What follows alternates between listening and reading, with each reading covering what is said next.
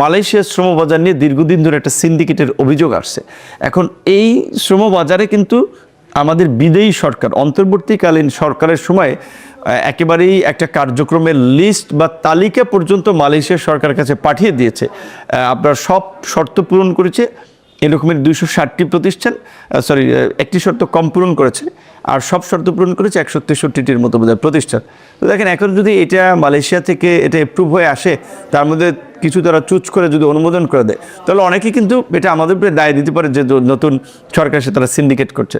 তো এই রকমের কিছু বিষয় আছে যে যেখানে তারা সুবিধা না পায় সেখানে তাদের একটা প্রশ্ন বা একটা সমালোচনা বেশি থাকবে। তবে আমরা চেষ্টা করছি যেটা আমাদের গভর্নমেন্টের বা আমরা বাংলাদেশে যে পরিবর্তনটা করতে চাই, যেমন ধরুন এখানে 3000-এর মতো রিক্রুটিং এজেন্সির লাইসেন্স আছে।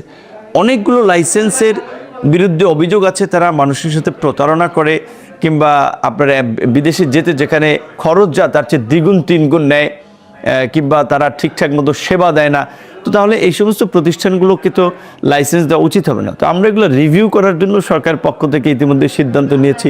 তো দেখা যায় এই ধরনের সিদ্ধান্ত নিতে গিয়ে আপনার বিরুদ্ধে যাবে সে হয়তো কিছুটা অখুশি হতে পারে।